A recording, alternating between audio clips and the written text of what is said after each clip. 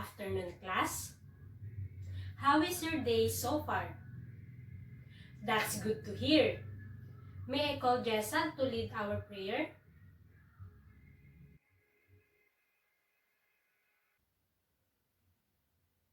Before we begin our lesson, I would like to request everyone to please arrange your chairs properly and pick up the pieces of paper around you.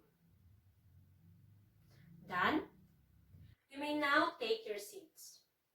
Ms. Secretary, who are the absentees for this afternoon? That's great. I am glad that all of you are present for today. Ms. President, please collect the assignments of your classmates and pass it in front.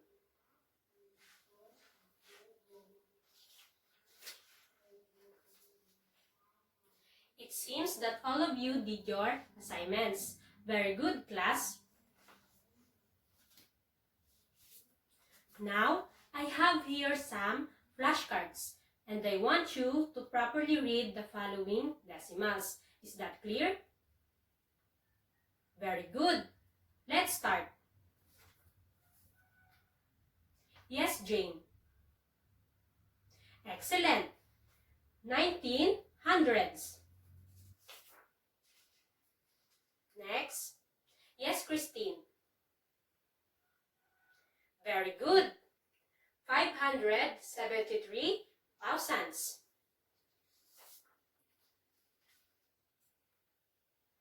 Yes, Josh. 4 and 76 hundredths. Yes, Clara. Excellent. 8 10 thousands. Last is? Yes, Amanda. Very good. 7 and 80 hundredths. Now, let us review the lesson yesterday. What have you studied yesterday? Yes, Lyra. Very good. We have studied about visualization of decimals. Then how you visualize decimals? Yes, Jane. Excellent. We visualize decimal numbers using models like blocks, grids, number lines, and money to show the relationship to fractions. What else did you learn? Yes, Josh. Outstanding. We learned how to read and write decimal numbers through 10,000s. So I will show you a picture.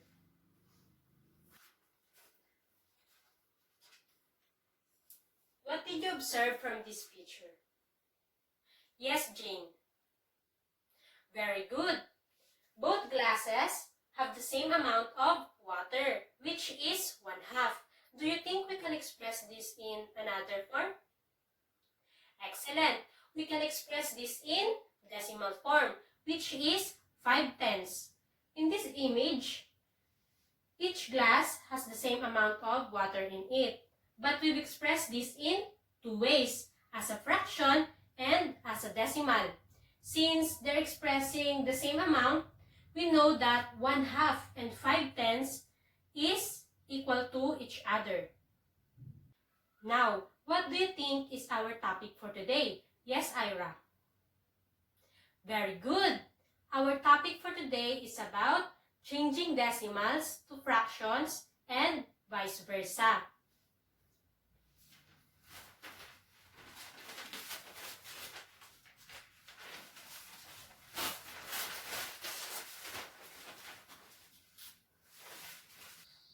So every fraction can also be written into decimals and vice versa. So if we see something like 5 and 4/10 or even 1 and 12/100, we can immediately tell that they are decimals. Why do you think they are decimals? Yes, Rico. Very good. They are decimals because the numbers have a decimal point in them, where the decimal point is followed by the digit that represents a value that is smaller than 1. If on the other hand, we see something like 1/2 and 51/100, we can tell that these are fractions. Why do you think they are fractions? Yes, Jane. Excellent. They are fractions because the numbers are stacked up vertically and separated with a bar. Now, let's convert a fraction into decimals. We will be using long division. To convert a fraction to a decimal, we'll just divide the numerator by the denominator. We will divide 6 by 8. 6 divided by 8 is equals to 0. We'll add the decimal point and the 0 after the 6. We'll also add a decimal point after the 0 on top. 60 divided by 8 equals to 7. 8 times 7 equals to 56. We'll subtract 56 from 60. 60 minus 56 equals to 4. We'll add another 0 after the decimal point and bring it down. Now, we'll divide 40 by 8. 40 divided by 8 equals 5.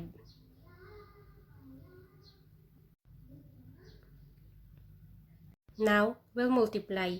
8 times 5 equals to 40. When we subtract 40 from 40, we get 0. The 0 means we're done dividing. So, 68 is equal to 75/100. Another method to change the fraction to a decimal is by converting the denominator to the powers of 10. Let's convert 7/8 to a decimal. Let's convert 7/8 to decimals. Firstly, we have to think of a number by which we can multiply the denominator and numerator so that we can get a power of 10 in the denominator. The number is 125. Now, multiply the numerator and denominator with the same number.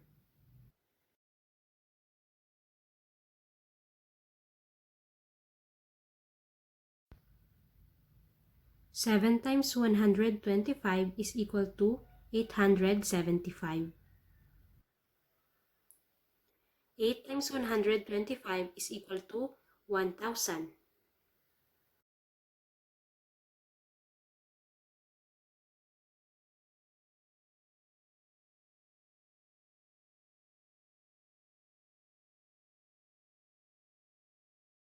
Rewrite your numerator.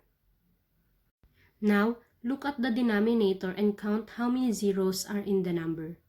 Move the decimal point on your rewritten numerator to the left the number spaces that are equal to the number of zeros in the denominator. Note that changing denominator of the fraction is applicable only for the fractions whose denominator can be multiplied with a number to get a power of 10.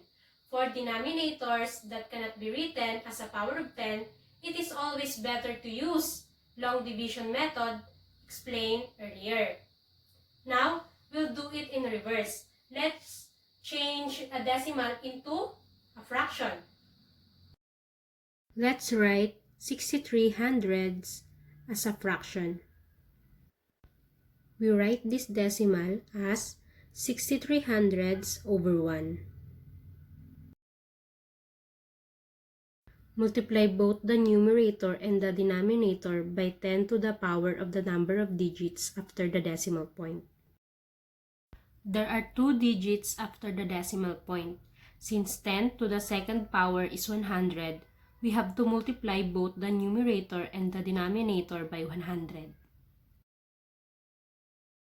63/100 times 100 is equal to 63. 1 times 100 is equal to 100.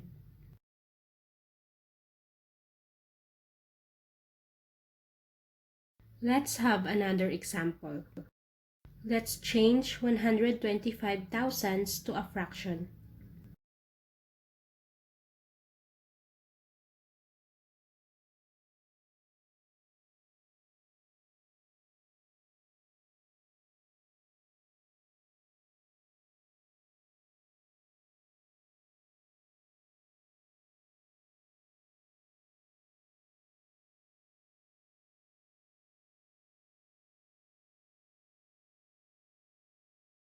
We will follow again the process in changing decimal to fraction.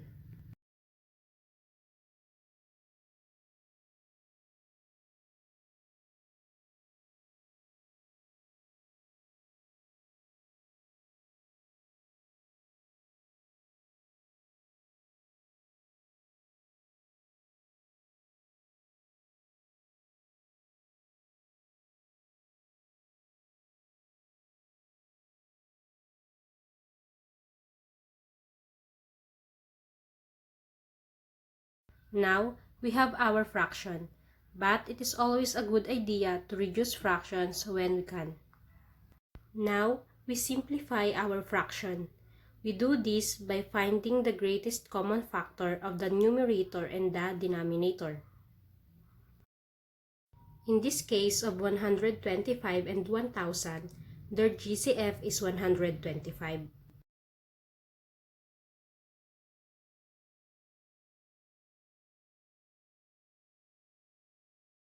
Dividing both these numbers by 125, we get our final answer for our fraction. Now, did all of you understand how to change decimals to fractions and vice versa? That's great! So, bring out one whole sheet of paper. Let's have an activity. I will give you 5 minutes to answer the following.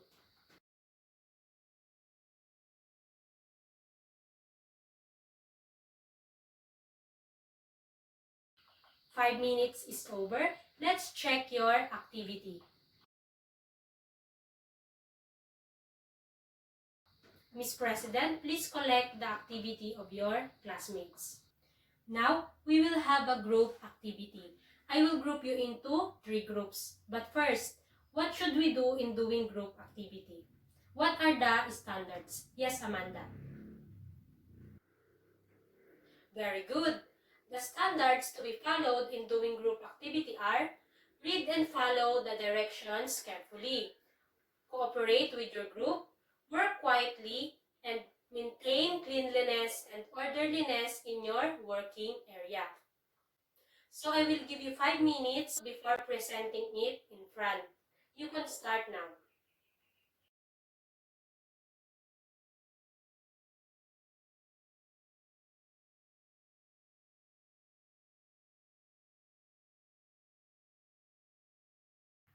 Okay, class, 5 minutes is over. Select your representative and present your output in front. Very good, class. Each group did a good job. So, what is the importance of changing decimals to fractions and vice versa? Yes, Amanda. Excellent. It helps us to solve problem faster. From the discussion a while ago, how we can convert or change decimals to fractions. Yes, Jane. Excellent. We can change decimals to fractions by writing the decimal as itself divided by 1. Then, multiply both the decimal and the 1 by 10 times the number of places in the decimal. Then, simplify the fraction. How about fractions to decimals? Yes, Amanda. Very good. We can use long division method and by converting the denominator of the fraction to the power of 10. So, did all of you understand the lesson? That's great. So, bring out one whole sheet of paper.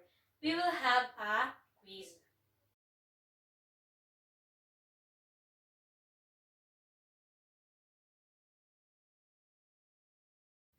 Miss President, please collect the papers of your classmates.